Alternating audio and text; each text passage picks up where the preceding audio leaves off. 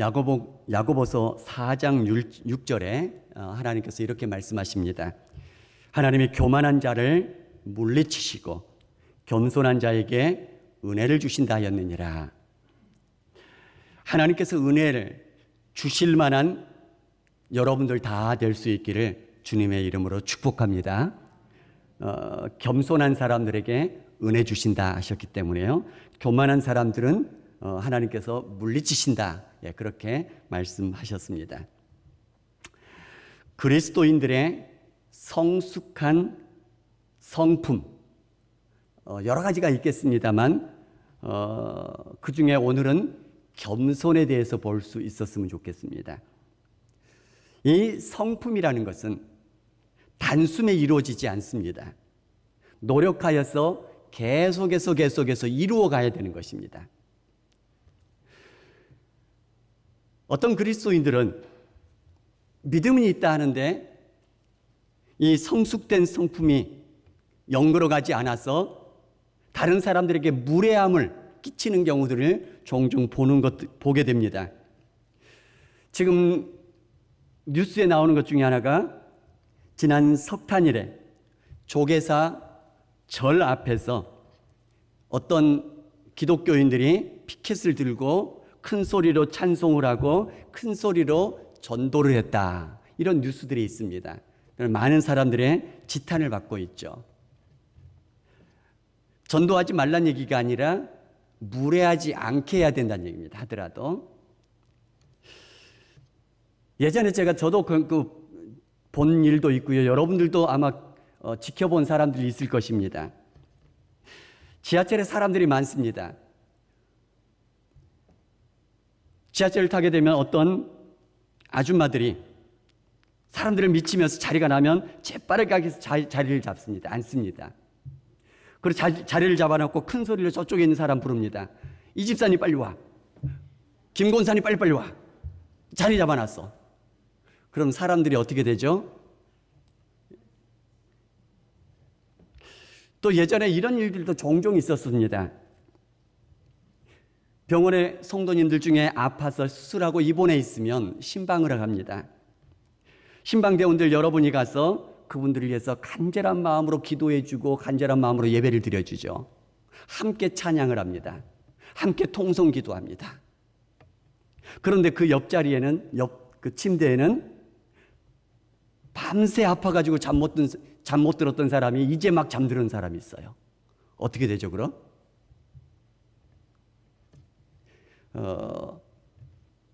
성숙해 가야 될 필요가 있다는 얘기입니다. 믿음이 있고 없고 이게 아니라 믿음이 있는 사람이 그리스도의 그 성품을 닮아서 점점 더 성숙해 가도록 우리가 끊임없이 노력해 가야 될 일들이 있다는 얘기입니다. 그 중에서 겸손, 그 마음에 대해서 오늘은 보도록 하겠습니다. 겸손에 대해서 많은 사람들이 일반적으로 인식할 때 이런 몇 가지를 우리가 들여다볼 수 있습니다. 어떤 사람이 칭찬합니다. 참 예쁘시네요. 에이, 아니에요. 어떤 사람은 그렇습니다. 피부가 정말 하얗네요. 그러면 에이, 아니에요. 자녀들 정말 공부 잘하네요. 손주도 공부 정말 잘한다면서요. 에이, 아니에요. 전교 1등 하면서 에이, 아니에요. 이래요. 일단 부정하고 눈을 아래로 깔고 뭐 이렇게 하면은 겸손한 것처럼 이렇게 인식이 되어 있는 게 아닌가 싶습니다. 우리 교회에서 예쁜 아이들 참 많죠. 우리 교회에 참 예쁜 아이가 있어서 어떤 사람이 이렇게 얘기를 했답니다. 와, 너 참 예쁘다. 그랬더니 뭐라고 할까요? 나도 알아요. 누구라고 얘기 안 하겠습니다. 그러면 그것은 교만이라고 얘기할까요? 칭찬이나 공칭샷을 했을 때 일단 아니라고 부정하고 그러면 좀 겸손한 것 같고 그것을 또 받으면 교만한 것 같고 이런 마음들이 있는데 이거는 우리가 일부는 맞지만 일부는 다시 생각해 봐야 될 필요가 있는 마음이란 얘기입니다. 또 이런 마음들도 있습니다. 다른 사람들에 대해서 비판적이거나 큰 소리로 따지게 되어지면 교만한 것 같고 다른 사람들을 향해서 관용하거나 특히 불쌍하다고 무조건 용납하는 것 그리고 느릿한 목소리로 또 느릿한 몸짓으로 또 부드러운 목소리로 부드러운 몸짓으로 하면 겸손하는 것이라고 여기는 이런 경우들도 있다는 얘기입니다. 그런데 예수님과 바울도 보면은 비판적일 때도 있습니다. 특별히 바리새인들과 사두개인들과 서기관들을 향해서요. 때로는 예수님께서 그들을 면전에 대고 비판하며 책망하실 때도 있었고요. 때로는 그들과 다른 사람들이 함께 모여 있을 때도 잘못을 공개적으로 지적하실 때도 있었고요. 때로는 그들이 없을 때에도 제자들만 모여 있을 때에 바리새인들의 누룩을 주의하라 비판하시면서 경계하시기도 하셨습니다. 그렇다면 예수님께서 그렇게 비판하셨고 큰 소리 했다고 해서 교만하신 건가요? 그렇게 볼 수는 없지 않겠습니까? 또 다른 사람들에게 큰 아량을 베푼다고 해서 모두가 다 겸손한 것이냐? 아니란 얘기입니다. 왜냐하면 자기가 무시하는 사람에게도 아량은 베풀 수 있다는 얘기입니다. 그러니까 그 마음들이 무조건 이렇다, 무조건 저렇다 이렇게 볼 게 아니라 다시 한번 들여다볼 필요가 있다는 얘기입니다.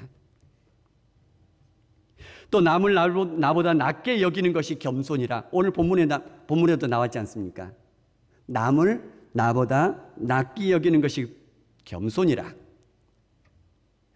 그런데 이 말씀을 읽으면서 들으면서 혹시 여러분들의 마음속에 이런 의문들이 드는 분이 안 계십니까? 아무리 따져봐도 저 사람과 누구와 비교해보면 내가 더 나은데, 내가 더 훨씬 조건이 더 좋은데 어떻게 저 사람을 더 높다고 낮게 여길 수 있겠습니까? 이런 생각 드신 분 손 들으라고 하면 안 되겠죠? 그런 일이 있다는 얘기입니다. 이것저것 따져보면 내가 더 나은 것이 더 많아요. 많은 것 같아요. 이렇게 생각되는 분이 없으시냐는 얘기입니다. 그럼 어떻게 남을 날보다 낮게 여길 수 있느냐는 얘기입니다. 우리 많은 한국 사람들 속에서 있는 마음들을 한번 들여다보면 이런 마음들이 있는 것 같습니다. 우리 한국 사람들은 백인들을 바라보게 될 때는 조금 더 높여 봅니다. 유색인들, 동남아인들을 바라볼 때는 조금 아래로 내려다보는 경향이 있죠. 그래서 우리나라 일하러 온 이 동남아 사람들, 돈을 떼인 사람들도 있다고 하고요. 함부로 취급을 받는 사람들도 있다고 그러고요. 그래서 뉴스에 종종 나오는 것처럼 컨테이너, 그 덥고 그 추운 그곳에서 숙소를 마련해 준 사람들도 있다고 그러고요. 어떤 사람들이 이렇게 얘기하더라고요. 백인과 우리 한국 사람들 가운데 사이에서 태어난 백인 혼혈은 예능에 나오고요.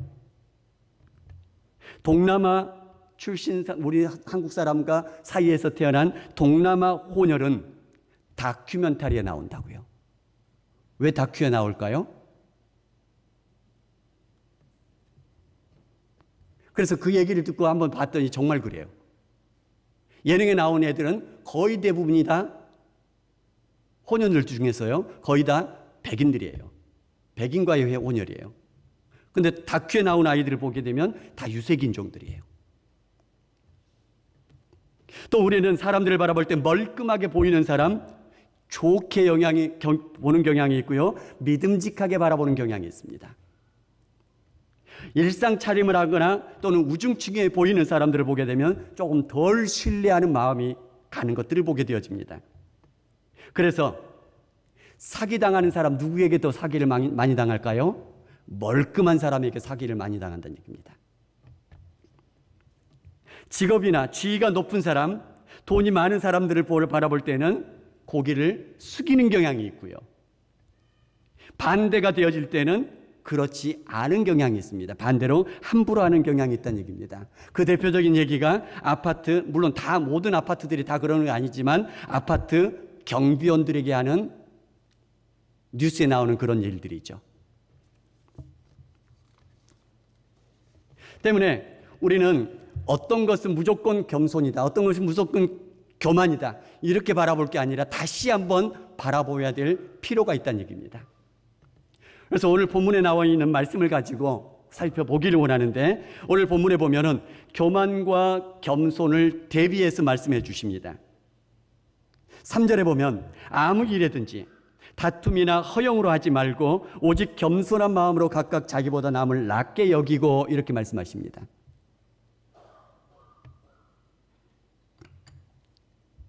겸손한 마음으로 각각 자기보다 남을 낮게 여기는 것, 이거는 금방 알 수 있으니까 그렇고요. 다툼이나 허영, 이게 교만의 다른 표현입니다.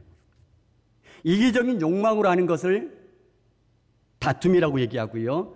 허영으로 하는 것을 헛된 영광을 추구하면서 하는 것, 그것을 허영이라고 얘기를 합니다. 이것을 다 가만히 들여다보면 뭐냐면은 자기 중심적으로 바라보고 있다는 얘기입니다. 자기 중심적으로 생각한다고, 자기 중심적으로 판단하고 있는 것들을 보게 되어집니다. 이 교만은 로마서 1장 30절에 다른 표현들을 쓰시는데요.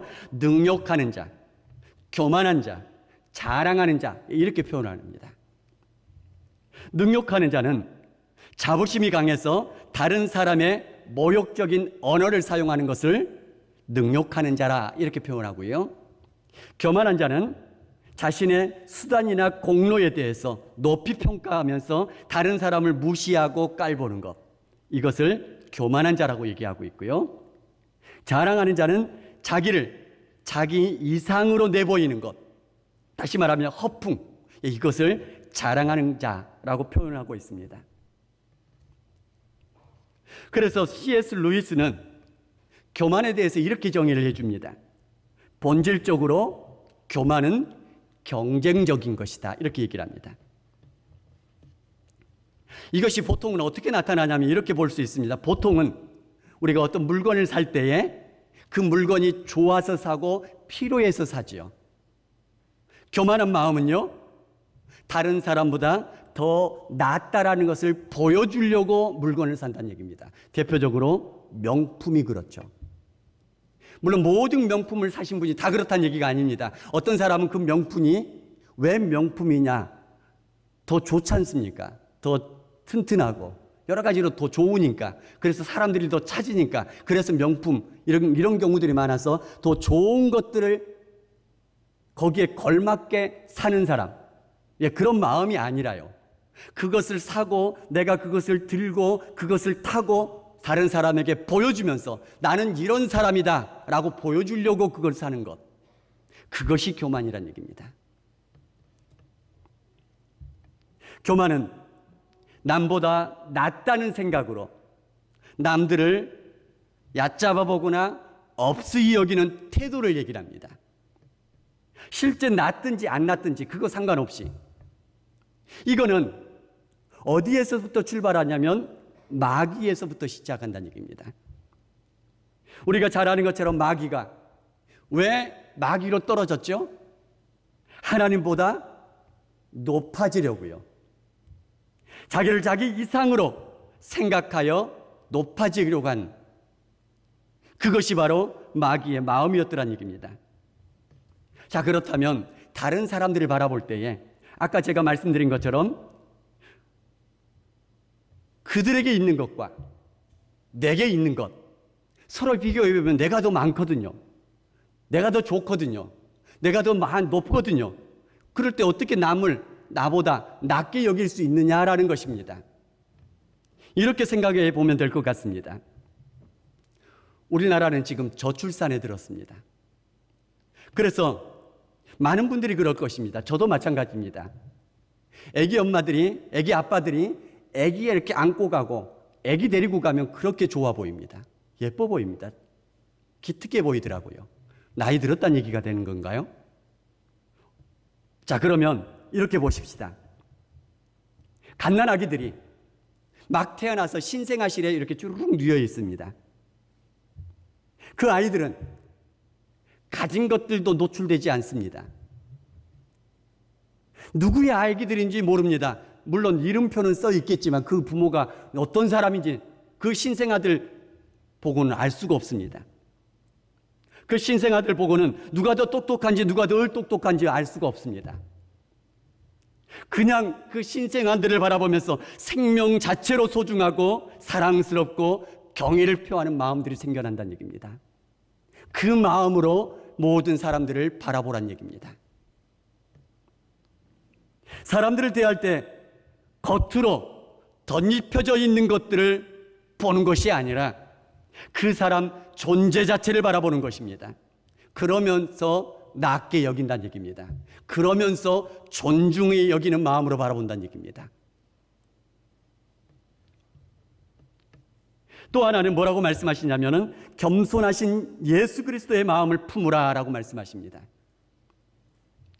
하나님의 본체시나 하나님과 동등됨을 취할 것으로 여기지 아니하시고 자기를 낮춰 죽기까지 복종하셨습니다. 하나님의 기뻐하신 뜻을 알고 그 뜻을 이루어 드리기 위해서 그 길을 기꺼이 걸어가신 것입니다.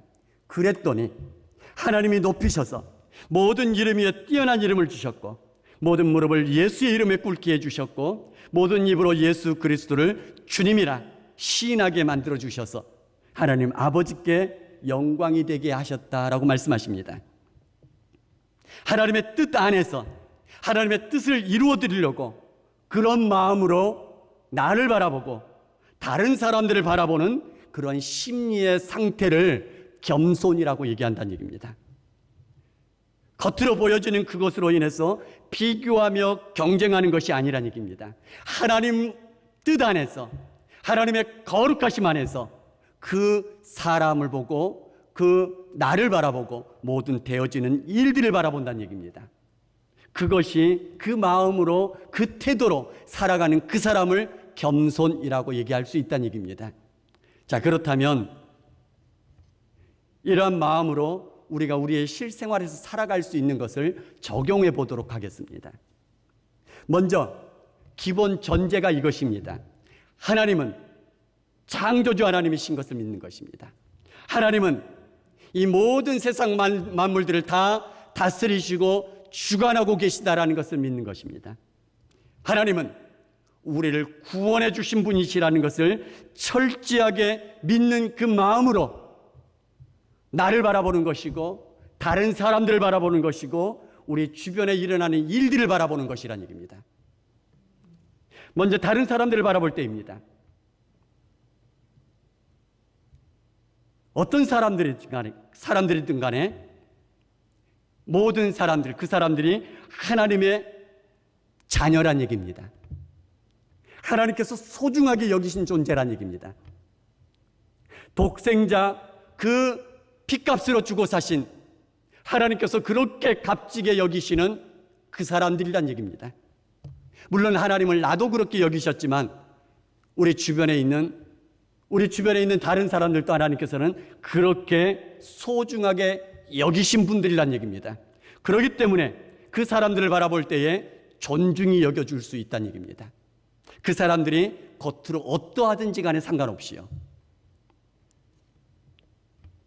또는 믿지 않는 불신자를 바라볼 때에도 그 사람들도 하나님의 형상으로 지음받은 원래는 하나님의 자녀들이었는데 길을 잃어버린 사람들이란 얘기입니다. 하나님께서 그 길 잃어버린 자녀들이 하나님 품에 다시 돌아오기를 지금도 여전히 간절하게 기다리고 있는 그런 사람들이란 얘기입니다.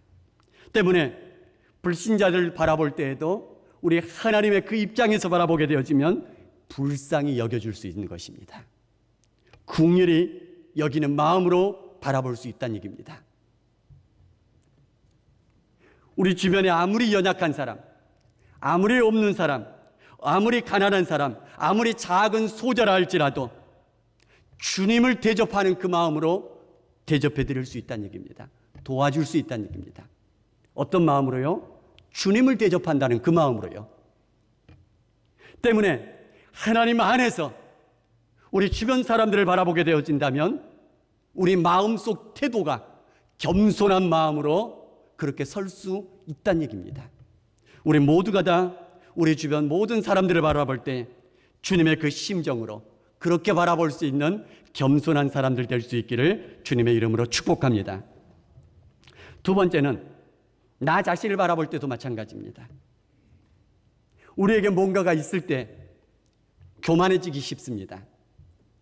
그러나 있다고 해서 하나님 안에서 나를 바라본다면 하나님께서 내게 그것들을 주셨거든요. 하나님께서 그것을 나에게 허용해 주셨거든요. 때문에 하나님 앞에서 나를 바라볼 때는 교만해질 수가 없다는 얘기입니다. 다른 사람들을 없이 여길 수가 없다는 얘기입니다. 또 내게 가진 것이 없다고 해서 비굴해질 필요도 없다는 얘기입니다. 비굴해진다는 얘기는 또 다른 표현의 교만이란 얘기입니다. 왜냐하면 내가 없는 것으로 인해서 내가 비굴해졌다면, 다른 사람들을 바라볼 때 비굴해졌다면 있게 될 때 교만해질 거란 얘기 아니겠습니까? 똑같은 마음이란 얘기입니다. 때문에 나 자신을 바라볼 때 있든지 없든지 간에 하나님 안에서 나를 바라보는 그런 겸손한 마음으로 나아갈 수 있기를 주님의 이름으로 축복합니다. 세 번째는 주변에서 일어나는 일들을 바라볼 때입니다. 하나님 앞에 하나님께서 이루어 주시옵소서, 하나님께서 해결해 주시옵소서, 하나님께서 도와주시옵소서 기도하는 것, 하나님을 인정하는 마음이란 얘기입니다. 기도하는 사람이 그래서 겸손한 사람인 것입니다. 기도하지 않는 사람이 교만한 사람인 것입니다. 왜냐하면 이 땅의 모든 것들 하나님께서 다스리는 것 우리가 알고 있지 않습니까? 하나님께서 허용하셔야지만이 이루어질 수 있다는 것 알 수 있지 않습니까? 때문에 하나님 하실 수 있습니다. 하나님 기뻐하시면 도와주시옵소서, 하나님 뜻이라면 도와주시옵소서. 이것이 바로 진정한 겸손한 사람의 마음이라는 얘기입니다. 또 하나님 앞에서 모든 일들을 바라볼 때 하나님께서 모든 일반적인 원리와 섭리를 이 땅에 심어 놓으신 것을 우리가 알고 있습니다. 심는 대로 거두는 법칙을 주시는 것을 알고 있다는 얘기입니다.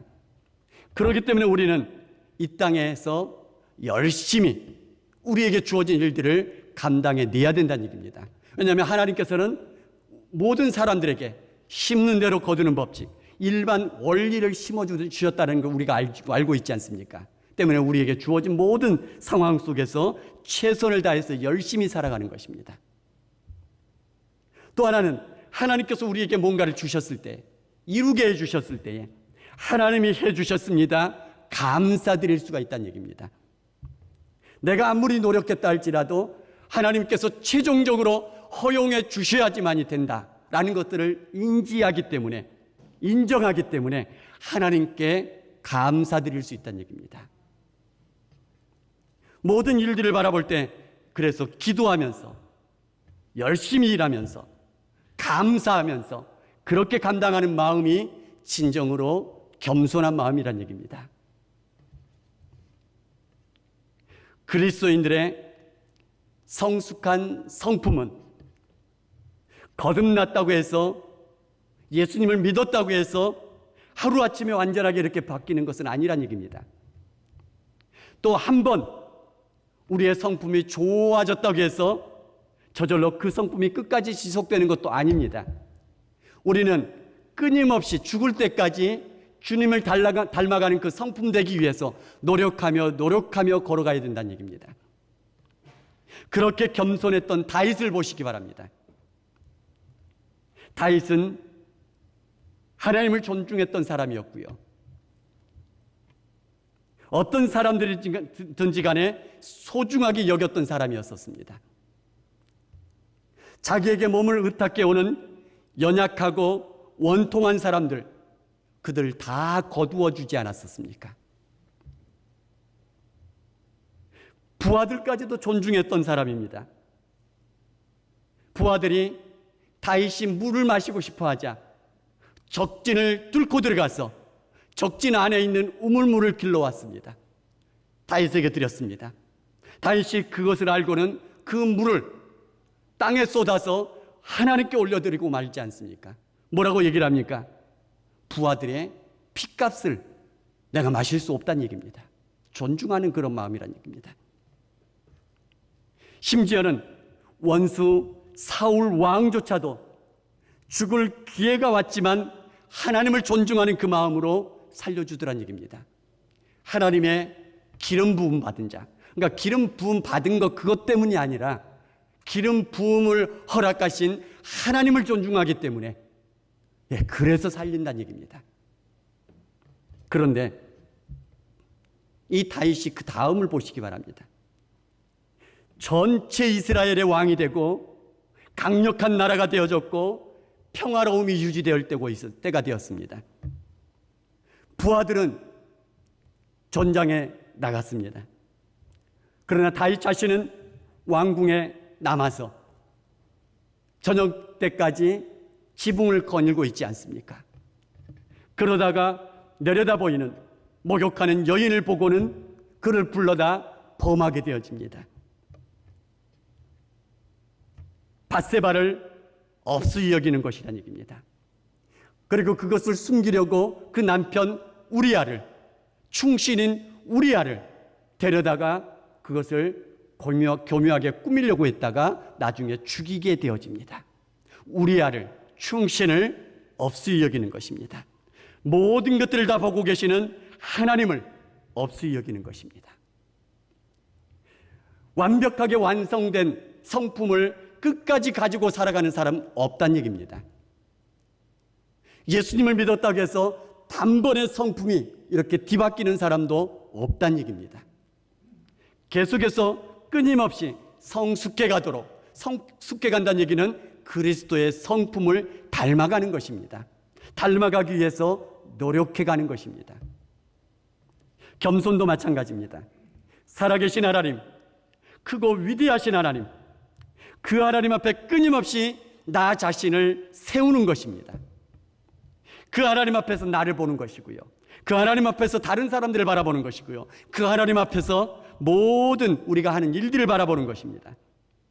그리고 조금씩 주님을 닮아가는 그 인격과 성품, 우리의 내적인 태도를 만들어가는 것입니다. 우리 모든 성도님들이 겸손함으로 하나님께서 인정하시고 은혜를 베풀어 주시는 그런 하나님의 사람들 될 수 있기를 주님의 이름으로 축복합니다. 같이 찬양하면서 기도하겠습니다.